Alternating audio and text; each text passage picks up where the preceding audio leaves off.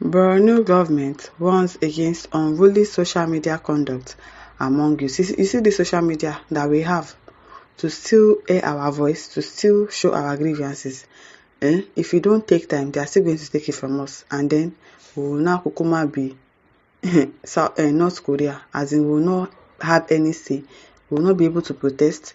The world will not know what is happening with us in this country. They are going to do it. They are getting there. They've started already. They are frustrating us with data. Very soon they will ban social media in the country. Very soon they are going to do it. Because all this warning against unruly social media behavior, conduct. Something is wrong. You cannot protest. But the social media that you have to air your grievances, they also want to take it from us. Can you imagine? You are warning. What are you warning for? The Borno state government has said it expressed deep concerns over what it described as the unruly behavior and disorderly conduct of some youths who have taken to social media to make threats and utterances deemed contrary to the state's culture and way of life. In a statement released on Thursday by the Directorate of Culture, Ministry of Information and Internal Security, the government condemned recent social media posting showing some young individuals holding knives, insulting government officials, and challenging lawful policies. People are tired. People are tired of the economic problems in this country. When you push people to the wall, they will turn. And we are almost getting there. We are almost getting to that wall. People will soon turn against this government and they will not believe it. Some of the postings depict some youngsters holding knives, insulting government officials, and challenging lawful policies. This is unacceptable, the statement is. The government called on the youth to uphold the values and tradition of Borno State, which is widely known as the home of peace. It emphasized the importance of maintaining social harmony and respect for one another among the state's diverse communities, which are spread across 8 emirates. Borno State prides itself as the home of peace. Home of peace. I be home of the Boko Haram, Zambiza forest, where our diverse communities live in peace. So, togetherness, fairness, tolerance, and harmony. We urge our teaming youth to maintain an orderly conduct consistent with our age-hallowed traditions, norms, and value. The statement added they should be following traditions and value, and suffering at the same time. This Borno State government, this particular man, so wicked, so wicked. He's the one that was saying that time that when the president approves the tax reform bill, that he will not be able to pay salary, he will not be able to do this. What are you doing with the money, with the budget money that they gave to you, that you cannot pay salaries? Now the youth are complaining. They are saying that so they should not complain. It is unacceptable. It is unacceptable. All affirming the constitutional right of every Nigerian to freedom of expression, speech, and peaceful assembly, the government warned that it will not tolerate any action that breach public order and violates the law. For the avoidance of doubt, the Borno State government respects the constitutional rights of every Nigerian regarding freedom of expression, free speech. We don't have it. If we come to express ourselves, now people will talk. Actually, they are expressing themselves on social media. They are complaining. So we don't have it. We don't have freedom of speech. We don't have freedom to protest peacefully. We don't have it. So what are people saying? However, the government will not stand by and allow citizens to breach the law and order or violate the constitution. Which constitution? The government assured the public that its door remains open for legitimate expressions of grievances and constructive engagement. Now so, constructive engagement indeed.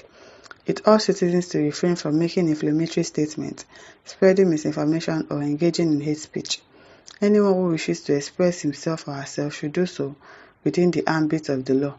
Citizens should refrain from making counterintuitive statements, spreading fake news, or demonstrating hateful conduct. Anyone who violates the law will face the full wrath of the law, the statement added. Will face the full wrath of the law, not be small thing. Twin Robert says, tyrant. This man, he was good during his first tenure. Now he has become an oppressor, a big one. A big one. Normally, second term is a period of stealing, looting, and oppression. I don't think it was ever good. It was never good. I don't think so. It's always been like this. It's always been like this, and truly most of the governors, when they come in for second term, they start misbehaving. They are like, yes, I've gotten what I wanted. I secured the first tenure, I secured the second tenure, so they just do anyhow. Just do anyhow. Victor Osim says, but he's not worried about the unruly behavior of his youth in real life. He's worried about those on social media. Don't mind him. Don't mind him. Yusuf Balado says the effort to radicalize the youth would start from the religious centers. Malams should be honest with what they teach the youth and aim towards peace. Pastors should be careful with what they preach to the youth and promote peace.